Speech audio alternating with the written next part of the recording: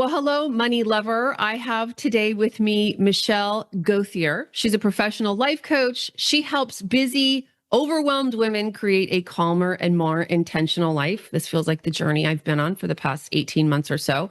She's also the host of Overwhelmed Working Woman, a podcast that ranks in the top 2% globally. Love those top rated podcasts. As a single mom of 2 adopted kids, Michelle understands firsthand the challenges of balancing work and family life. She was once an overwhelmed, busy working mom herself. She juggled a 20-year corporate career. Then she made the bold move to become a life coach in 2017. We're going to talk about that.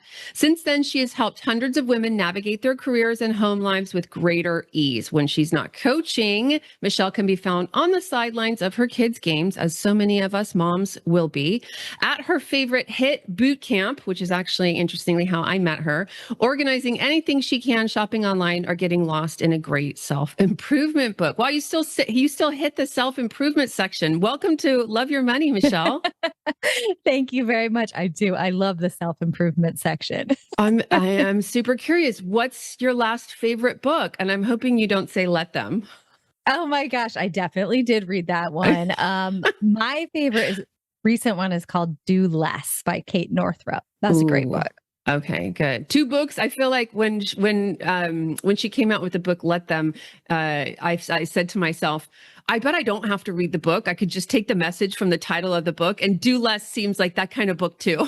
Yes, it's really good. It's very specific to making your energy ebbs and flows that we have, especially as women, work for you when you own a business. So that part was kind of cool. It was different. But yeah, Love do that. less is pretty straightforward message. It's a big part of my message in life.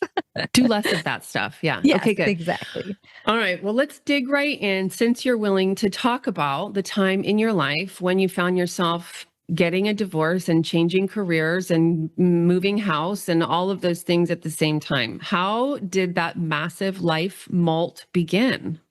Oh my goodness. It was so much. I think the idea that I felt unhappy or dissatisfied in my life sort of kept coming up slowly for me. And I would be like, it's fine. I just need to work more. I just need to, try harder at all these different things. And eventually I got to the point where I was like, my life, had I created a vision board, say in college, of what I wanted my life to look like, it looked just like that. I had a great career. I had these 2 kids that I had wanted so badly for so long, a husband, a really nice house, and kind of everything I thought I ever wanted, but it just didn't feel good. And so when I finally started listening to that, and I had to listen to it because I think our mind tries to tell us things. And when we ignore it, our body starts to tell us things. So I was like having this lower back pain and just feeling anxious and all these things that I hadn't previously had. So when I started really looking into it, I thought there's got to be something else. I didn't know what was wrong. So I started looking into what else can I do with my life. And I happened across a podcast episode where the guest was a life coach. And I thought, oh my gosh, that's it. That's what I want to do. And I signed up. I worked with Martha Beck for my training. She's written lots of great books, but I signed up to do her training within like a 24-hour period. And then I realized, okay, I just gave myself like another huge thing to do. I'm already overwhelmed and busy. And now I'm going to, on the side, train to be a life coach. And I started doing that training and I really loved it. But what I realized was I needed a life coach. I didn't need to be a life coach just yet. And so as I started going through that, I ended up getting separated from my husband, realizing that my job wasn't fulfilling to me anymore, even though it was very fulfilling to my bank account and my lifestyle. It wasn't fulfilling to me personally. And so I started seeing clients kind of on the side and on my non-existent lunch hours that I had to like force in there. And eventually, all in the same month, I decided that I was going to separate from my husband and quit my job and go on my own.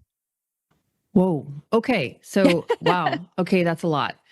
And super interesting that you overlapped the 2. I also did that the last time I made a career change. I was a loan officer when I got into this business. Anyway, so I was earning money in both ways. Approximately, do you remember how much you were earning as a life coach when you quit your job?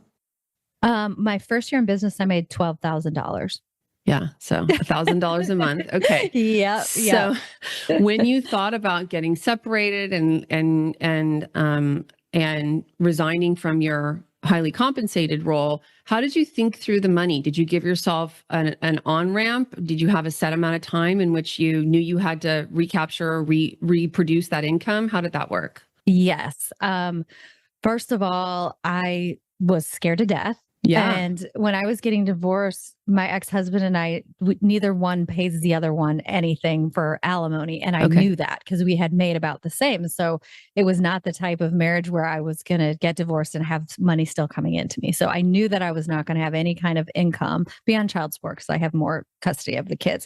But I didn't have that coming in. I had always been a religious saver and 401k contributor, which, that's great, but that doesn't necessarily help you in that situation unless you want to take some of the money out. But when I knew I wanted to do something differently, I started putting my bonuses and other things just straight into a regular savings account. You'd probably would have advised me to invest it better than that, but I just was putting it in there so that I could give myself a little bit of runway. And then I honestly had to do a ton of work on my self-belief. What I ended up with in the end was just believing I invest in things and I'm going to invest in myself and I'm going to bet on me and I'm just going to hope that this works. I had no previous experience with this type of career. It was a gut feeling that it was going to be the right thing for me. But also, I had 20 years of business knowledge. I had been running big things. And so I thought, Right. even though it's not directly relatable, the skills that I have developed over time have got to help me out. So I'm saying that now from a place of knowing that it worked. But at the time, it felt really scary. And there were days where I was thinking, what have I done? For sure. Yeah.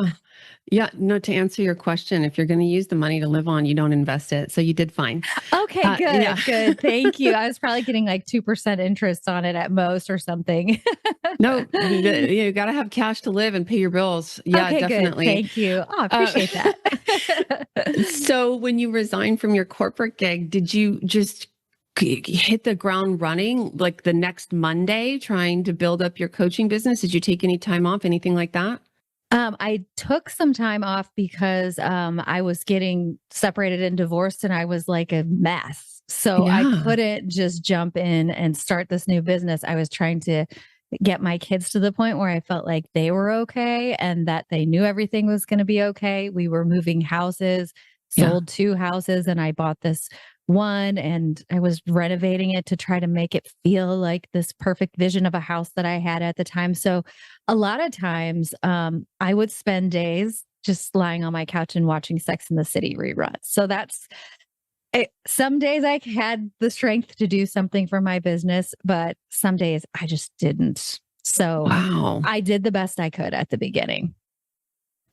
So how did your business ramp up then? What were the, Yeah. how long was it until you felt like you could start? I mean, I can get Yeah. it, right? Like a crying, Yeah. divorcing woman isn't Yes. necessarily the ideal life coach. Yes. Yes, How, on one hand, that's true, and on the other hand, it's like I've been there. So as I was pulling yeah, myself up by my own bootstraps, I can help people do the same thing. So I had a couple early clients who I was working with, and I always did those sessions, and then I would spend some time trying to do like marketing. I think I've written a blog every week for like 8 years or something, and so that oh, helped me get really clear on my own messaging and learn more about coaching. So I honestly just took little steps every day towards having a business. And eventually I got more and more clients. Like my second year in business, I still wasn't like I was killing it. I made $36,000. So on one hand, 3 times more than my first year. On the other yeah, hand, not nearly as much as I needed to actually live my life. But I found that the more pressure I put on myself, the less easy it was for me to get clients, when you're in that like desperation mode. And so I just kept trying to focus on helping people and being of service to them and being the best coach I could be. I've tried, as a business owner, you try all kinds of different marketing things. Some of yeah. them work, some of them don't. And so I just kept going. And by the third year, I was making steady money. And since then have been like at a comparative to what I used to make. I'm happy for you. This is amazing. And by the way, going from 12 to 36, that's like 300. 100, 200% growth. It's Yeah, actually really like 300, incredible. yeah. Yeah. Percentage wise, it's good. But when you go to pay the bills, it's like, oh my goodness. Okay. Like, for example, my son's school cost more than that for a year. That he was going to a school for kids with dyslexia and ADHD. That was amazing and the most important expense that I had. But just relatively speaking, it was like, oh my gosh. Okay. Yeah. So anything you want to share from that experience financially? I mean, I've sort of asked you about the practical steps of it, but is there something you wish you wouldn't have done? Conversely, is there something you wish you would have done sooner in your business? Anything like that? Yeah. I've learned so much about money as it relates to being a business owner. So when you first asked me that question, I was thinking I did invest a lot in a business coach. I probably invested way more percentage wise of my income than I should have. But then Mm. on the flip side, that really ended up helping me out on taxes. And so I was able to convert some 401k funds and, be able to make money on those. And so it worked out okay. That I didn't know that at all. My financial advisor and my accountant and I all got on a call and they figured it all out for me. So I think the thing I wish I hadn't done actually turned out to be okay. One thing I wish I had done was pay more attention to where I was spending and what I was doing because I just kept believing that I was going to get to what I was making before. And so I sort of Right. kept the same lifestyle and almost didn't want to look at my balances, my bank accounts, and all those things. Right. So yeah, it was definitely a stressful money situation compared to what I came from, which was like I never worried about money ever. So that was a new feeling for me. Oh, life lessons, right? Yes, yeah, I exactly. know. I know. When my clients come to me, we occasionally have clients who get divorced, and there's just no way around it. When you go from sharing a household to paying for two households on Yeah. the same income, or in your case, having that much less income, it can be painful. Yeah, for sure. And I think I never want to talk in front of my kids in a way that makes it seem like money is scarce. But at the same time, I feel like they've learned some good lessons too. Like I'll even when I'm using monthly budgeting, and I'll say, oh, you can check and see how much we have left for your fast food budget if we want to stop at Chick-fil-A or whatever. So they know that it's not just whatever you want, you can have. And I think that is good for them. So I brought them into it while still trying to be really cognizant about not making it a problem that they had to worry about. Oh, that's great. I mean, that's really the thing kids need to learn is about trade-offs, right? You can Yeah. have this or that, right? Yeah, Not exactly. both. Choose. And Yes. I mean, Yes. your personal budget is a zero-sum game. At the end of the day, it's a finite amount of money. And so learning how to Yes. make choices based on what you want or prefer or value is great. And kudos to you for being aware of empowered versus disempowered speaking about money. I'm sure that did them right. I hope Um, so. Parenting, we're just trying our best. I know. That's a different podcast. That's right. So did you always know that you were going to focus on overwhelmed working women?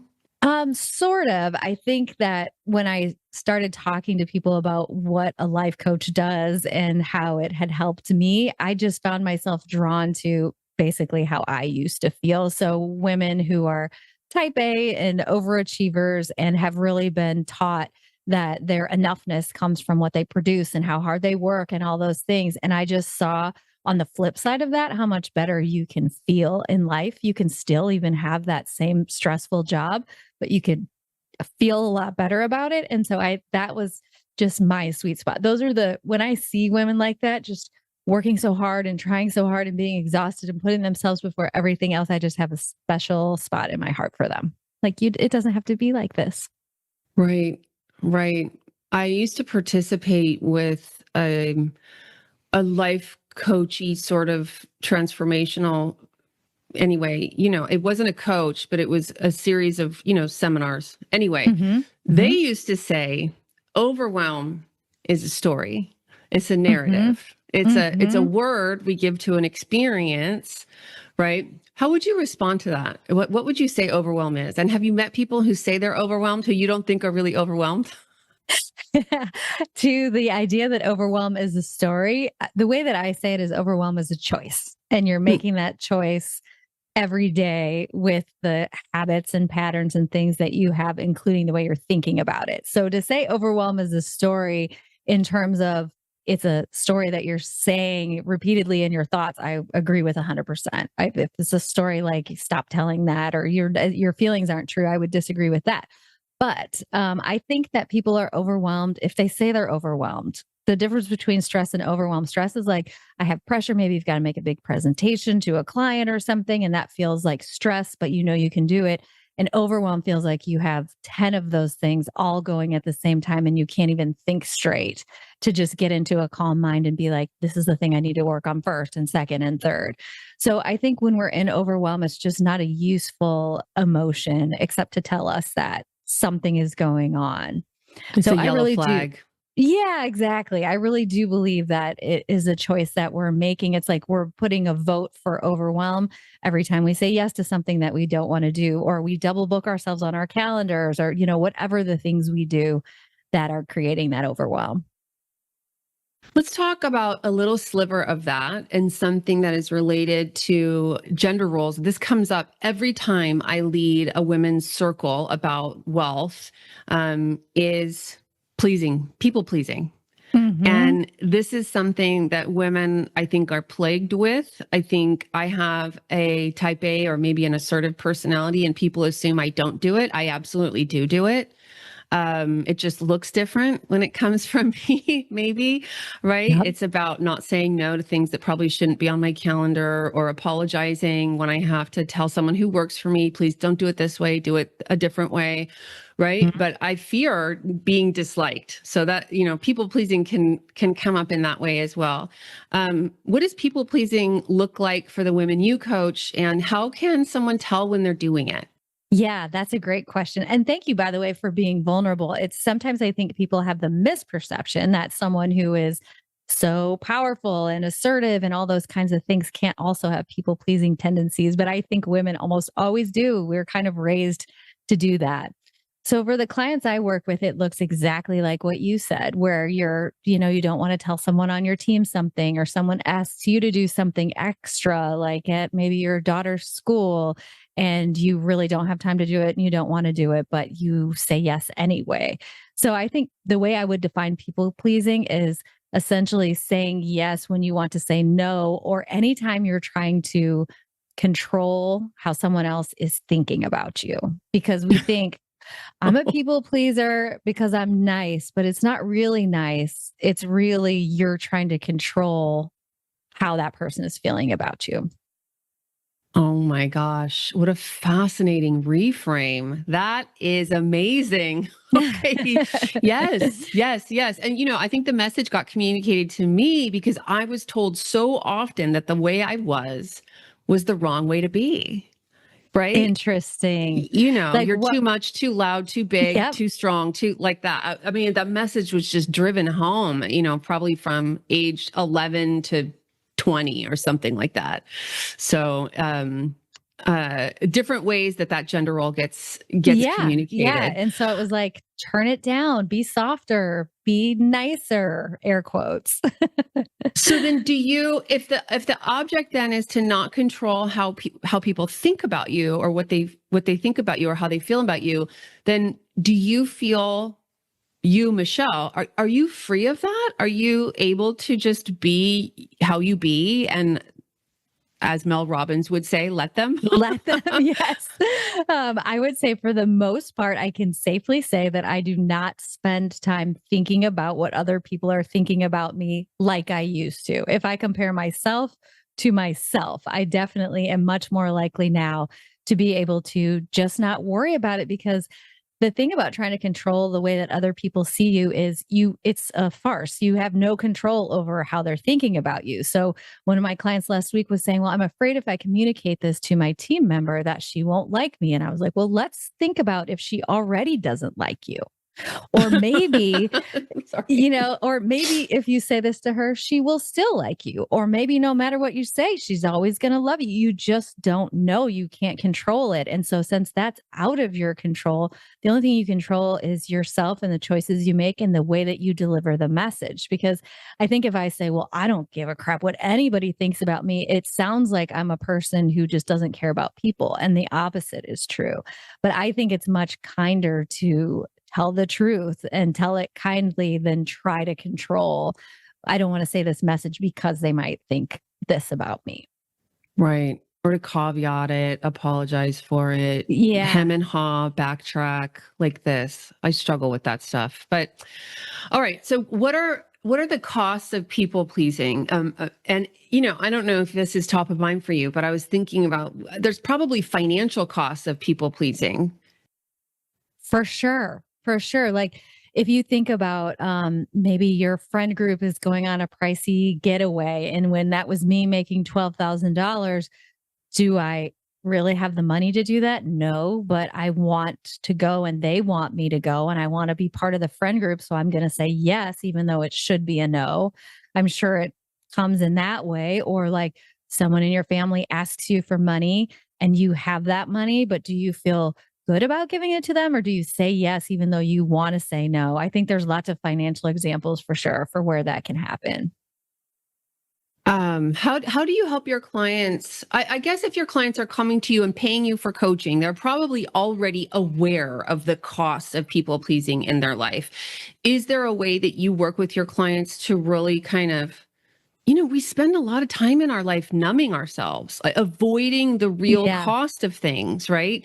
Any ways that you have your clients really, really get present to and feel and experience the cost in their lives of people pleasing emotionally and financially? Yes, for sure. I think you really have to, first of all, when people come to me, they feel like they're overwhelmed and they need to be better about how they manage their schedule.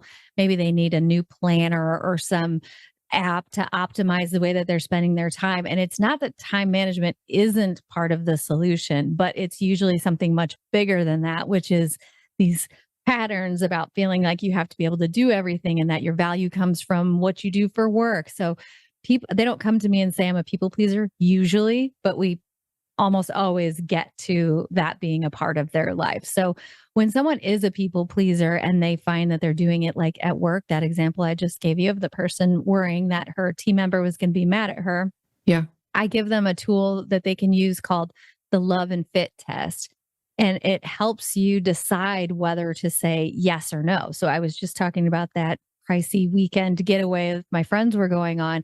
Do I love the idea? Is the first question. Do I absolutely love this? For that one, I would definitely say, yes, I do love this. And if I didn't love it, then it's easy. Then it's a no. And then does it fit? Doesn't necessarily mean does it fit on my calendar, but does it fit into the type of life that I'm trying to create for myself?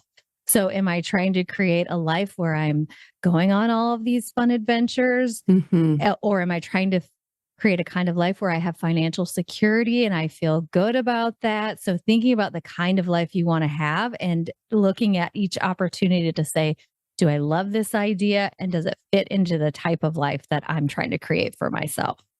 Okay, then you end up with a life where everything you're doing fits with the life you're creating and you love it. Yes. Or you go, you know that you don't want to do it and you do it anyway, but you're making the choice. So, for example, my daughter rides horses. She loves riding horses. And it's fine. I'm neutral on it, whatever. But It's then, expensive. yes, that's for sure. And she does these shows, and the shows are like, all weekend long when you do them. It's the only thing you can do for the weekend. So I don't love the idea. And it doesn't fit into the type of life I'm trying to create because I'm trying to create a life that is spacious and not overwhelming. But I am choosing and saying, this doesn't pass the love and fit test for me. And I'm going to do it anyway because I'm choosing to for my daughter versus me saying, oh, I have to go to this horse show because my daughter's doing horse. It's like taking ownership and going from an empowered place of going against your love and fit test. But for the most part, yes, you're just creating decision by decision a life that fits. Okay. So I'm trying to think of an example of something financially. Um, Let's say you really love the idea of being a woman who can go on wine weekends with her friends. Hmm. And it just so happens to be that your friends, and you love them, can't afford what you can afford. And Hmm. so the request is there, or maybe you have a habit or a history of supplementing the trip, right? Hmm. And if you don't pay, they're not going, or they're going to go stay in a motel and sleep on two double doubles, and you're not willing to sleep four women to a room, right? Yes. I made this up. Okay. Were you reading my old journals? Oh, no, no. That would be weird. Um, so what if it's really like, gosh, I want to do it, but I don't want to do it. But if I don't do it, I don't have the life I want. How is there a way to guide yourself through a really tough decision like that? Yeah, yeah. Okay, so in this case, let's go with the one where they're staying in a motel with 4 beds or whatever. Four to a room, yeah. Yes, 4 to a room. Does that do you love that idea? Let's pretend this is you. Do you love that idea? No, I don't love that idea. I want to be at the wineries with them. I don't want to stay in the motel with three of them. Yes, okay, that's perfect. So you don't love the idea of staying with them, but does it fit into the type of life you're trying to create, meaning going on these big adventures, and could staying somewhere different than them be possible for you? Yes. And in my hypothetical scenario, this particular one is not my life. I share about my life a lot on this show. But so the answer then would be, I don't have the budget, right? Like I used to have the budget to pay for everyone to get a hotel room, and it's just not in my plan this year. And so I feel like I'm stuck between not having friends and not having money. Mhm. And then I would say, is that really true? If you don't go on this trip, will you not have friends? Well, they'll still be my friends. Maybe I need richer friends. That's a whole different coaching session. But if you're being true to yourself, I mean, I know this isn't really you, but it feels like you would lean towards, I want to spend my money in a way that I want to spend my money. And I would encourage you to think about if paying for all of your friends is people pleasing. Are you trying to influence the way that they see you or that they're happy with you for going on that trip? And if so, I would really question that. Maybe we can get creative and we can sell some of last year's wardrobe items to make money to pay for the Yeah. hotel rooms, right? Yes, absolutely. And I think it's totally okay. Sometimes I go to these coaching masterminds and they're usually like in these great hotels and they are always in fun locations, unlike my business trips of the past, by the way. Being self-employed in this industry is great, but I will have Yeah. my coaching friends sometimes say, "Do you want to share a hotel room?" I'm like, "Nope, I do not want to share a hotel room. I am too old, too, I don't know what, to share a hotel room. I just don't want to do it anymore." So if I couldn't afford to have my own hotel room and stay on my own, then I'm not going to go. Like Yeah. that's how big of a deal it is to me. Maybe to some people, it's just not that big of a deal. They'd rather just share a room and split the cost and they'd have just as good of a time, but not me. And I know that about myself. Like I need that alone time. Yeah. Last year, I went to sort of like a bachelorette. It was, in wine country. And they put the gals two to a room, and I was going to be paired with a woman I probably didn't know. And my daughter was just out of treatment, and I was like not in a place. And I said, you know what? I'm coming, but I'm going to get my own hotel room. And I did. I got a rental car and I left every night and I came back every morning. And I just didn't answer questions about it. They said, I mean, what are you kind of, there was like curiosity about where I was going and why. And I just said, this is just where I'm staying.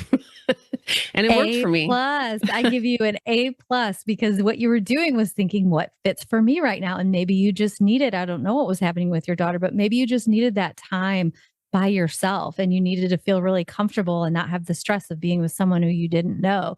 And you chose Yeah. that for yourself. So that is A plus example of not people pleasing and doing what suits you. Yes, it worked for me, and I was proud of myself. Let's talk about overwhelm in terms of managing all the things, right? So, Mhm. everyone who's listening probably has a myriad of things that they feel like they need to do and manage. Some of us are running businesses. Some of us are running, $250 million budgets at work. Some of us feel like we need to be the CEO of every detail at home. You've got the kids' schedules and birthdays and anniversaries and holiday cooking and all this. What do you have strategies for? The thing I find is that I get so overwhelmed that I'm always panicking to make sure I get things written down before I forget them. Mm-hmm. Right. And now it's so much that I have to have it written down in the right place, in the right way, when I know I'll go back and check it at the right time so as to not forget. Do you have strategies for offloading or systematizing the mental to-do list? Yes, so many. I have so many answers to that question. I'll try to keep it short.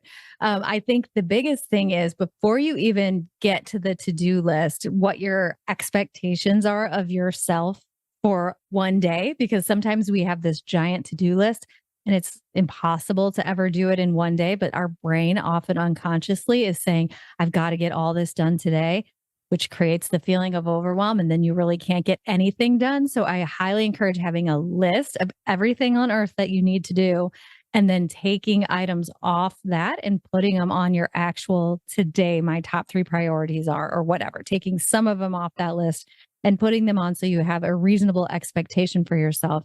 And then I use something called the calendar clean out method, which I do every Sunday. And I spend a good probably hour, maybe even an hour and a half some weeks on Sunday planning my whole week and doing this. And it pays back in spades because I don't have to think of anything throughout the week. I know what I'm going to be doing. And of course, there's some flexible time in there.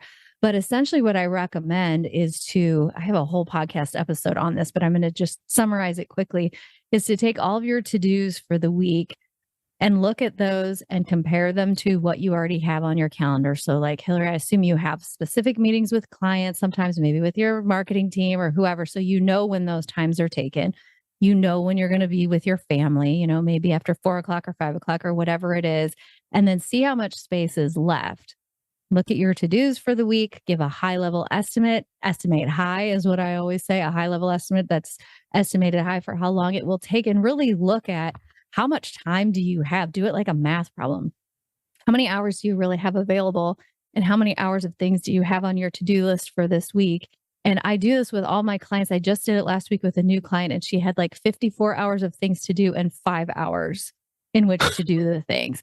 So when that happens, obviously you're like, okay, that math is so upside down times 10. But if your brain is thinking, well, once again, this week, I didn't get anything done, but really you've gotten a ton of stuff done. You're just overestimating what is even possible. You're coming in under your own expectations, which are set too high. Yes, exactly. So I think if you, especially for, people who are really good at focusing on their finances and things, just look at the numbers, just see how long it's going to take and see how much space you have to fit it in there. And then that way you can at least make progress on the top things that are most important to you over the course of a week. What are your favorite ways to capture thoughts, ideas, new to-dos when you're out and about or not at your desk? What methods do you use? I keep my I have a real planner, like a paper planner that I really love. Oh, wow. And the only purpose of that planner is for me to do that weekly planning that I'm talking about, because everything else I keep digitally. My whole calendar is digital, but I write it on my planner because it helps me understand how my week is going to be laid out. So I capture everything digitally. I do journaling in the morning, and I use like a digital notebook for that. And then I just go back and look at that and say, okay, what do I have on my to-do list from last week? So I'm always adding them to the same place, I guess is the answer, so that they're all in one spot. Lovely. The WhatsApp app offers you a thread with yourself, so you can talk to yourself. Oh, that's good. Yeah, I was using it for a while. I'm sure there's some gold in there. What I have found is I never check back. Yeah, that's right. You don't answer your own emails or texts. Yes. Right. There's contacts in there, recipes. Yes. So that one didn't work for me. Okay. For women who feel overwhelmed with, like, they're getting to a place in their corporate career that you were at, I'm just like, this is not satisfying for me, or maybe their lifestyle doesn't fit with what they love. What role do you see, or do you see money mindset playing in their ability to make that change Oh, as you see in your huge. client base? Absolutely huge. I mean, several times a week, I have clients say, well, I wish I could just stop doing this, but now I have to. Like I'm stuck with the golden handcuffs and I have to stay here and do this for the rest of my life, basically. Right. And I felt that too. That's, we seem to live to the amount of money that we're making at the time. I feel you could tell me otherwise, but it feels like most people just do that by default. I feel like it's the rare person who lives under their means and saves. What do you think about that? Well, in my world, a lot of people live under their means, but certainly asking a woman to give up, $250,000 income and go to $12,000 a year. I mean, most people would choke at that. And Yes, I'm not yeah. saying that's necessarily always the answer to the change that the woman I'm asking about needs to make. I guess I'm asking what precursor thoughts, mindsets, willingnesses, sense of conflict, what emotions are there about herself that allows her to take a leap into a life that is probably more fulfilling, but in the short term, less remunerating. Yeah, exactly. And I think in that, what we were just talking about, that let's make the assumption that that person is living a lifestyle based on the money that they're making. The idea of making less money than that is really scary and seems impossible.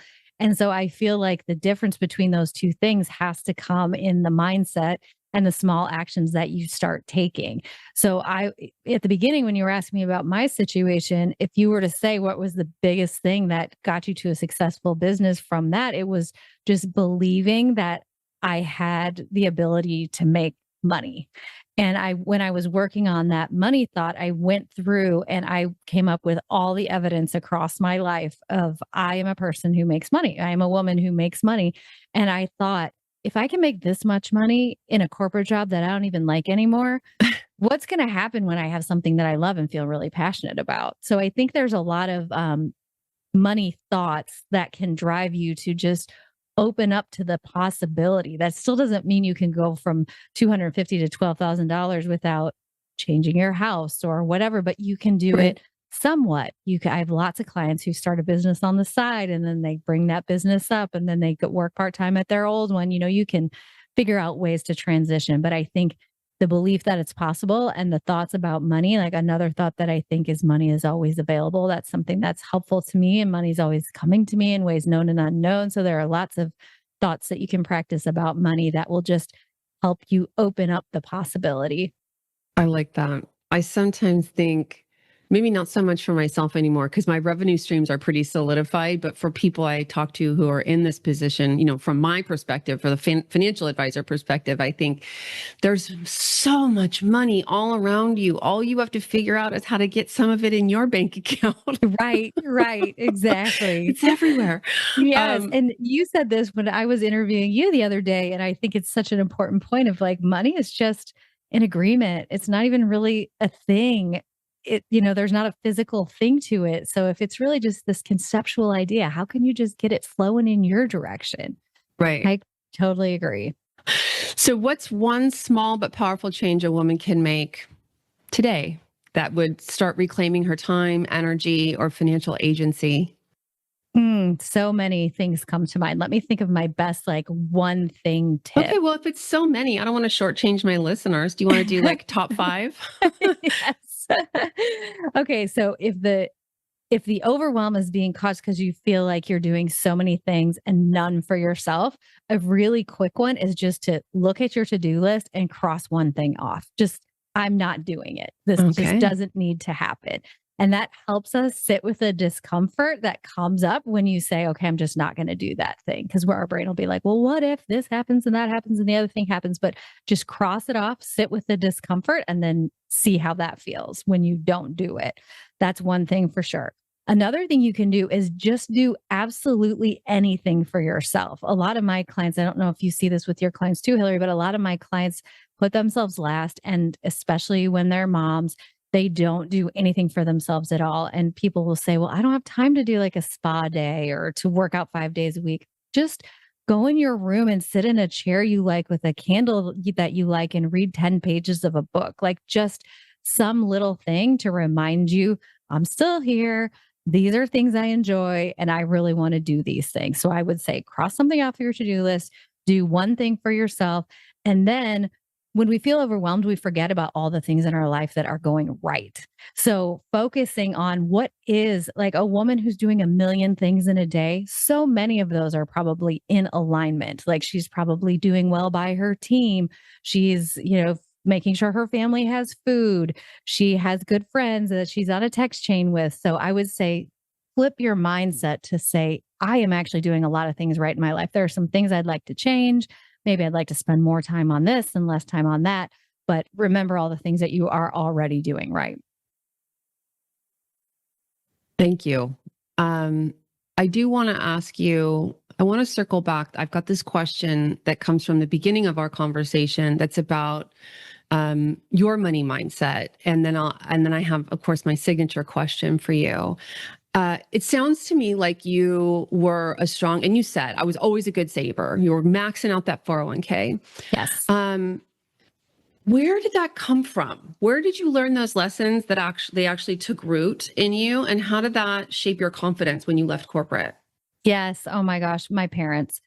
My parents were amazing at teaching us about money. And I Oh, thought that was great. just, yes, I try to follow in their footsteps in that way and really teach my kids about money. But we got paid an allowance and we got paid a good allowance, especially for being kids. And it was, there were rules around it. So we could buy anything we wanted, but we had to have our half first. So for example, if you wanted a new bike and it was $100, you could totally get that, but you had to have the $50 first in cash at this time. My kids don't even understand what cash is. So that really taught me a lot. And they did that right up until I bought my first house. Like they paid half of the down payment on my first house. And that was the end of their, going halves. But it really helped me learn how to save. And then all the money that we made, this would probably be the opposite of what you'd recommend to someone now. But, as a kid, a teenager with a job, we had to take 90% of it and put it in the bank. And then we could take 10% of it home as our spending money. So we could 90? go get money out of the bank. Yeah, 90. So, but it was a really good lesson in that I'm making this money and this money isn't for me to just go out and spend on McDonald's or whatever was an important thing to spend our money on at the time. So my parents just taught me a lot about saving. And then they taught me a lot about enjoying. Like my family always went on a summer vacation. It wasn't anything super fancy, but my dad would always say at the beginning of the year, the first thing you want to write on your calendar is the time when you're not going to be working and plan your vacations. So the combination of it's okay to enjoy life and this is how you manage and save money was the education that I needed for sure. Wow. Well, I don't know where your parents are, but we're sending them big virtual high Yes, fives. They're yes. rare, right? Not many people Yes. get that. I agree. I feel really lucky. And my dad now will match if any of the grandkids save $1,000, he will match the $1,000. And then he takes like my daughter has an account with my financial advisor. She invests her $1,000. She gets to choose the stocks. She watches the stock market. She asks me what her dividends are. I mean, it's great. Oh, cool. Yeah. Yeah. Oh So I my really got gosh. lucky. I feel like I should interview your dad on my show. You It seems like should. he did a You great should. He job. always says he wants to write a book about how to help children learn about money. So he would be a good guest. We'll book it. Let's have it. Yeah. All right. Yeah. So finally, my last question for you. If your money were writing you a love note, what would it be thanking you or complimenting you for? Yes. Oh my gosh. This is such a good question because what my brain immediately wanted to say was all the things that I've done wrong and the things that I shouldn't have done with money. So I love that you frame it where it has to be my money thanking me for Yeah. something. So this is what I thought. Thank you for religiously saving me for all of those years and putting me to good use. So the good use that I have in mind is sending my son to that amazing school, Oh, um, creating amazing experiences. Last summer as a single mom, I took my kids to Europe for 3 weeks and we traveled around and had the best experience ever. I wanted to do wow. it the year before, but I didn't have the funds to do it. So I just kept saving. So I got to do that with my kids. So my money would say, thanks for putting me to some really cool use. And then thank you for creating a home with the money that you saved. So I love my house. It's much smaller than the house that I had been living in before I got divorced. It's you wouldn't look at it from the outside and be like, oh my gosh, that's so impressive or amazing. But when people come in and they say, I just want to stay here, I love how it feels here, I think my money would say, thanks for using me in that way. Good for you. And smaller houses mean less vacuuming. So, Yes. Oh my gosh. Michelle, thank you so much for your time today. Will you share with my listeners where people can find you? Yes. So my podcast is called Overwhelmed Working Woman. I drop an episode every Monday morning, which is the time that I used to feel the most overwhelmed, with one concept, one little tip that you can take into your week to feel less overwhelmed. And then if you're interested in working with me one-on-one, my website is michellegauthier.com. Lovely. Thank you for your time. Thank you.